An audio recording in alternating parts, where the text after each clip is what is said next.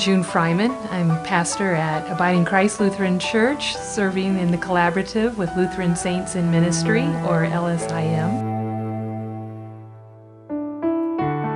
I grew up on a farm. I am the second of 4 children. I have an older brother, a younger brother, and a younger sister. My older brother and I were really close when we were growing up. We really had the whole farm as a playground. We did a lot of hunting and just walking around, hide and seek in the barn. We played baseball. We had a farm pond, so we did a lot of fishing as well. We had lots of chores to do. There were always lots of chores. We had a pretty good-sized garden, and so springtime planting, summertime keeping it going, fall-time harvesting. If we could sneak off to play, we took every chance we could do to get out of work, but we did our share of work as well. I left the farm when I was 18, going off to college, and really never had a desire to go back. So even though I grew up on a farm, the only thing I can really say that I know about farming is it's either too wet or it's too dry. So that's about what I know about farming. One of my favorite things to do is to play golf. Now, the difficulty there is I don't seem to make the time to play enough golf to be any good. I'm not a good golfer. I really do enjoy it, and every now and then I do hit that sweet shot that just keeps me going back. So if I could find a little more time or make a little more time to play golf, I most certainly would.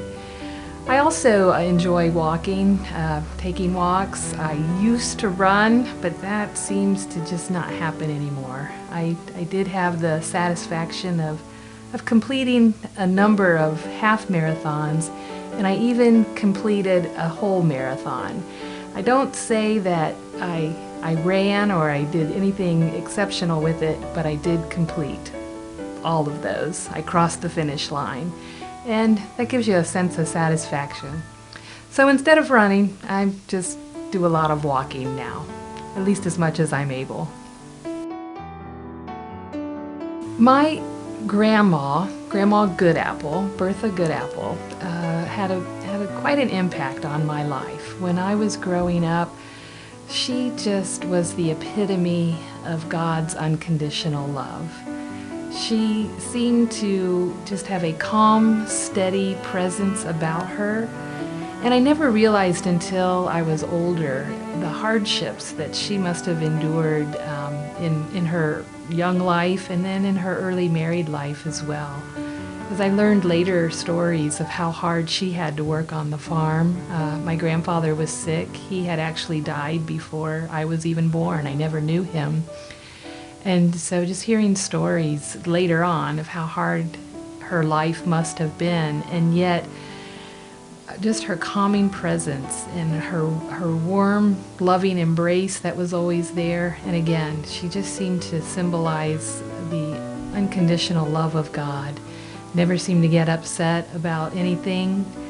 Even though there might have been things to worry about, she never showed that type of worry or concern. She just had a sense of, all in all, everything was going to be all right. And she was just quite an influence on me. And when I think of her, I just have such fond memories. And in fact, we corresponded a lot when I was in college. And I've saved most of her letters, so I still have those. My faith journey begins really shortly after I was born. I mentioned I have an older brother, and he was already going to a Sunday school class when I was born. So by the time I was 2 weeks old, my mom took me along as she took my brother to Sunday school and to church. So it seems like from the very beginning, being in the church, being part of a faith community, was always a part of my life. It was when I was in our catechism classes, which happened in the 7th and 8th grade, it was then that I really started sensing a call to church work, to pastoral ministry. And I just tried to set things up to follow in in a path that would lead that way. I worked as a church camp counselor after I graduated from high school for 3 summers, and actually it was there that I met my husband. We were working for what is now Lutheran Outdoor Ministries of Ohio. So we were church camp counselors together. And that set the stage, while I was in college, I majored in religion and went straight on to seminary and have been, a part of a faith community my whole life. One way that I would describe it is that there's just never a time in my life that I did not know the love of Jesus. And that's something, as I have experienced it, then having that desire to share that with others and to have others know the love of a Savior and the love of God that will always hold them and welcome them. So it's just part of who I am, and those seeds were planted very early. COVID-19 has had an effect on, it seems, everyone in some way. And in the life of my family and my own life, it certainly had its impact. My husband is a high school biology teacher, and he is now teaching from home.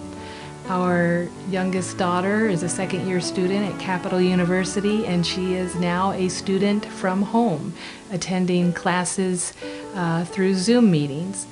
And then obviously as a pastor in a church where we cannot physically gather together, we're all learning new ways of doing things. Now, I mentioned that both my husband Jeff and our daughter Heather are working and studying from home, but even home isn't very stable right now because in less than a week we will be moving. So we have been packing for the last, I would say 2 months, and where home is often thought of as your stable and secure place to be, your retreat, your refuge, ours is not right now. It's in the midst of upheaval as we are preparing to move. So while for me and for my family, these are inconveniences, and I think for my husband and daughter, they're pretty big inconveniences.